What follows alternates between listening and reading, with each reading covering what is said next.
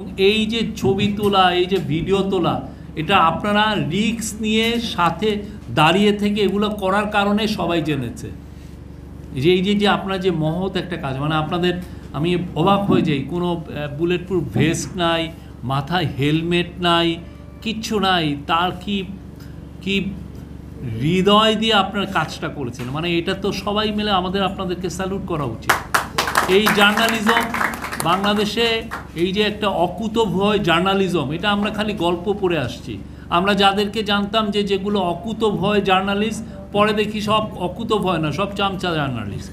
হ্যাঁ, তারা এর থেকে টাকা নেন, ওর থেকে টাকা নেন, এর থেকে একটা প্লট নেন, এই ধান্দাবাজি করে গেছেন। বাংলাদেশে অকুতোভয় জার্নালিস্ট থাকলে এই মাল্টিমিডিয়া রিপোর্টাররা আছেন, বাংলাদেশে অকুতোভয় জার্নালিস্ট থাকলে ফটোগ্রাফাররা আছেন, একদম দাঁড়িয়ে থেকে পাশে, বা ভিডিও কিছু জার্নালিস্ট আছেন, দাঁড়িয়ে থেকে আপনি একটা ভিডিও নিচ্ছেন, দাঁড়িয়ে থেকে আপনি ফটো নেন। সেইটা দেখে ইউএন যে ফ্যাক্ট ফাইন্ডিং রিপোর্ট করেছে, আপনারা জানেন ইউএন ফ্যাক্ট ফাইন্ডিং মিশনে তারা বলেছে যে 1400 লোককে খুন করা হয়েছে, এবং এই খুনটার মূল দায়ী হচ্ছে শেখ হাসিনা, এবং তারা বলছে যে শেখ হাসিনা এবং তার সাঙ্গপাঙ্গদের এগেনস্টে একটা পটেনশিয়াল ক্রাইমস এগেনস্ট হিউম্যানিটি করা উচিত। ক্রাইমস মানে মানবতা বিরোধী আইন, মানে ওরা মানবতাকেই তারা খুন করতে চেয়েছিল, পুরো মানবতা। তো সেই মানবতা বিরোধী আইন, এটা ওয়ার্ল্ডের দুইটা ক্রাইমকে বলা হয় যে সবচেয়ে বড় ক্রাইম। একটা হলো জেনোসাইড, আপনি যদি একটা গ্রুপ অফ পিপলকে একদম ধ্বংস করে দিতে চান, যেটা রোহিঙ্গাদেরকে করেছে মায়ানমারের মিলিটারি, বা গাজায় যেটা হচ্ছে, আর ইয়ের ক্ষেত্রে আরেকটা হচ্ছে যে ক্রাইমস এগেনস্ট হিউম্যানিটি, যারা ম্যাসিভ কিলিং করছেন। এই ক্রাইমস এগেনস্ট হিউম্যানিটি, এই যে তার এগেনস্টে যে এই যে প্রুফ, সে যে ক্রাইমস এগেনস্ট হিউম্যানিটি করেছে, এইটার প্রুফের কাজটা কারা করেছে, কারা প্রাইমারি ভিডিওগুলো দেখিয়েছে, এটা হলো আপনাদের যে অবদান, এটা আসলে অবিস্মরণীয় বাংলাদেশে।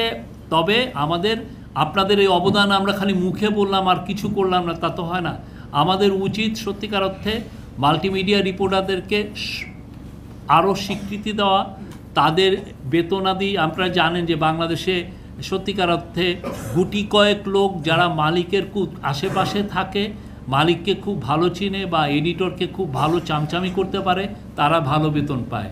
আর বেশিরভাগ জার্নালিস্টের বেতন কম, কারো ক্ষেত্রে 5000 টাকা দিচ্ছে, কারো ক্ষেত্রে 10, আর গ্রাম দেশে হলে তো একটা টাকাও দিচ্ছে না। আপনার একটা ভালো ভিডিও আপনি ওইটা ফেসবুকে আর আপনি ইউটিউবে দিয়ে আপনি $1000 কামাচ্ছেন, অথচ যে লোকের থেকে আপনি ভিডিওটা নিচ্ছেন তাকে 500 টাকাও আপনি দিচ্ছেন না, ঠিক না? এবং এদের লোককে কেউ আবার সুধী সমাজের, ঢাকার আবার সুধী সমাজের মেম্বার, তারা অনেক বড় বড় কথা বলেন। হ্যাঁ, কিন্তু বাংলাদেশে এটা একটা সত্যিকার অর্থে এই জার্নালিজমটা বাংলাদেশের ক্ষেত্রে একটা ব্লাড সাকিং ইন্ডাস্ট্রি হয়ে গেছে।